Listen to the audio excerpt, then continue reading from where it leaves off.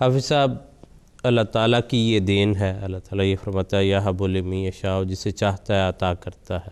اور ملی جلی صورت میں اس عطا کے بعد عملی زندگی میں ہم یہ دیکھتے ہیں کہ ایک شرح ایسی بھی ہے کہ بچے جو ہیں وہ چھوٹی عمر میں وفات پا جاتے ہیں، اور جو اللہ تعالیٰ نے ایک اپنی رحمت کے نتیجے میں تعلق رکھا ہے وہ اس سے انسان کو رنج بھی ہوتا ہے، غم بھی ہوتا ہے، اور یہ شاید اس کی عزیز ترین چیزوں میں سے ہوتی ہوگی کہ جس کے کھونے پر اس کو تکلیف ہوتی ہے. لیکن اسلام نے انسان کو حالتیں بتائی ہیں کہ کس مرحلے میں سے کس طرح گزرنا ہے. تو چھوٹی عمر کے بچے جو وفات پا جاتے ہیں، ان کی وفات پر صبر و رضا کے کیا احکامات ہیں، ان کے متعلق اجر کا کیا بیان ہے اگر انسان اس میں سے اچھے طریق سے گزرے تو. جزاک اللہ وسیم صاحب. زندگی اور موت انسان کے ساتھ لگی ہوئی ہے، اور جس نے اس دنیا میں آنا ہے اس نے پھر اس دنیا سے جانا بھی ہے. بعض کا بلاوا جلد آ جاتا ہے اور بعض کو اللہ تعالیٰ مہلت دیتا ہے، اور وہ اپنی طبعی جو عمر ہوتی ہے وہ گزار کر پھر خدا تعالیٰ کے حضور حاضر ہوتا ہے. یہ ابتلا جو ہیں ان کے بارے میں سورہ بقرہ کی وہ آیات جس میں خدا تعالیٰ نے یہ سارا معاملہ ذکر کیا ہے، میں پڑھ دیتا ہوں. اللہ تعالیٰ فرماتا ہے وَلَنَبْلُوَنَّكُمْ بِشَيْءٍ مِّنَ الْخَوْفِ وَالْجُوعِ وَنَقْصٍ مِّنَ الْأَمْوَالِ وَالْأَنفُسِ وَالثَّمَرَاتِ وَبَشِّرِ الصَّابِرِينَ، کہ خدا تعالیٰ نے انسان کی آزمائش کے لیے مختلف ذرائع اپنائے ہوئے ہیں، جن میں کبھی خوف کی حالت ہے، کبھی اموال کی کمی ہے، کبھی پھلوں کا نقصان ہے، کبھی جانوں کا نقصان ہے. لیکن ان آزمائش کے ساتھ ہی اللہ تعالیٰ نے یہ فرمایا کہ وَبَشِّرِ الصَّابِرِينَ، بشارت جو ہے وہ صبر کرنے والوں کے لیے ہے، ان کا ہی مقدر ہے.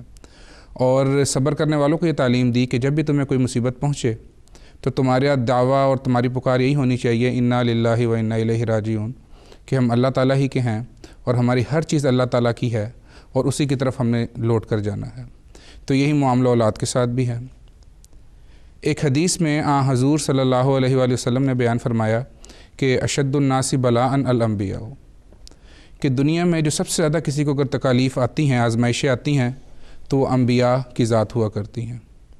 اور تمام انبیاء نے خدا تعالیٰ کی آزمائشوں پر صبر و رضا کا جو نمونہ دکھایا ہے وہی ہمارے لیے اسوہ حسنہ ہے. اور حضور صلی اللہ علیہ وآلہ وسلم کی زندگی میں بھی ہمیں یہ نمونہ نظر آتا ہے. خدا تعالیٰ نے حضور صلی اللہ علیہ وآلہ وسلم کو بعض روایات میں آتا ہے کہ 8 بچے عطا کیے، جن میں سے 4 بیٹیاں تھیں، 4 بیٹے تھے. ایک بیٹی کے علاوہ باقی سب کی جو وفات ہے وہ حضور صلی اللہ علیہ وآلہ وسلم کی زندگی میں ہی ہوئی. ان میں سے بعض ایسے تھے جو چھوٹی عمر میں بھی فوت ہوئے.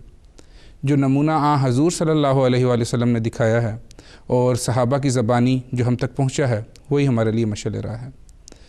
حضور صلی اللہ علیہ وآلہ وسلم کے ایک صاحبزادے حضرت ابراہیم کا ذکر ہمیں ملتا ہے کہ جب وہ فوت ہوئے ہیں تو چھوٹی عمر تھی، اور حضور صلی اللہ علیہ وآلہ وسلم کو ظاہر ہے ہر باپ کو اپنے بچے سے پیار ہوتا ہے، وسلم کو بھی تھا.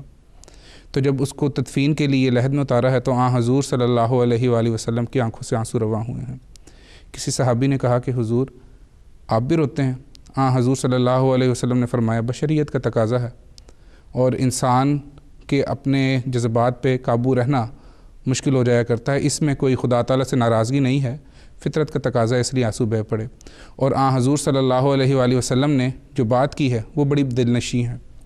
حضور فرماتے ہیں العین تدمع، کہ آنکھیں جو ہیں وہ آنسو بہا رہی ہیں، والقلب یحزن، اور دل جو ہے وہ غمگین ہے.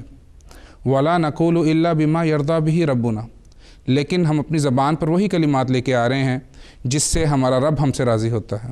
اور مزید فرمایا وَإِنَّا عَلَىٰ فِرَاقِكَ يَا إِبْرَاهِيمُ لَمَحْزُونُونَ، اور اے ابراہیم اب تو جا رہا ہے، ہم تیرے اس فراق سے، تیری اس جدائی سے بہت غمگین ہیں، لیکن خدا تعالیٰ کی رضا پر راضی ہیں.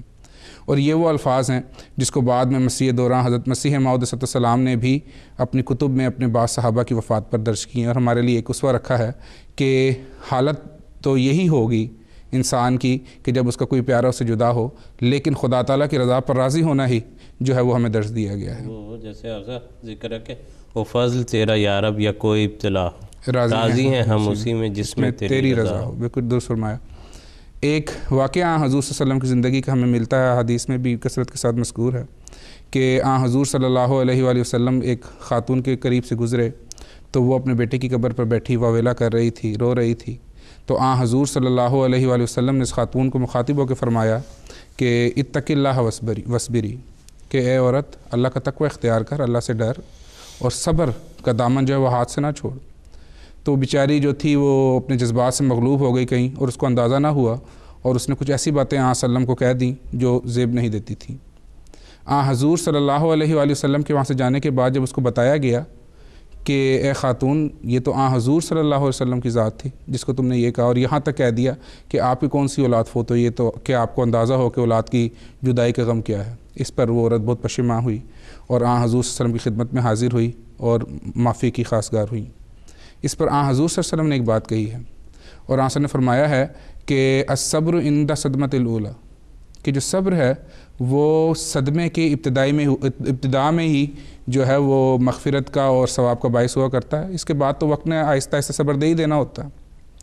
ایک واقعہ ہمیں اور روایات میں ملتا ہے ام سلیم کا، جس میں ان کا ایک بیٹا جو تھا وہ بیمار تھا، اور ان کے جو شوہر تھے حضرت ابو طلحہ وہ گھر سے باہر گئے ہوئے تھے، تو ان کی غیابت میں کہیں وہ بیٹا فوت ہو گیا۔ تو جب وہ واپس آئے ہیں تو انہوں نے اپنی بیگم سے استفسار کیا ہے ام سلیم رضی اللہ عنہ سے، تو انہوں نے کہا کہ ہاں آرام ہے۔ آرام ان معنی میں تھا کہ وہ بچہ فوت ہو گیا، جو تکلیف تھی اس سے اس کو آرام آ گیا ہے۔ تو انہیں بتایا نہیں کہ تھکے ہوئے آئے ہیں، اور اس رات کو پھر انہوں نے جو ہے وہ تعلقات بھی قائم کیے ہیں۔ جب صبح انہوں نے اس بات کا اظہار کیا ہے کہ یہ بیٹا جو ہے وہ فوت ہو گیا تھا، تو اس پہ وہ ناراض ہوئے ہیں، اور حضور صلی اللہ علیہ وآلہ وسلم کی خدمت میں حاضر ہو کے پھر انہوں نے یہ بات بیان کی ہے کہ حضور یہ ہوا ہے، یہ معاملہ ہوا ہے، گویا کہ ایک رنگ میں شکایت ہی کی ہے۔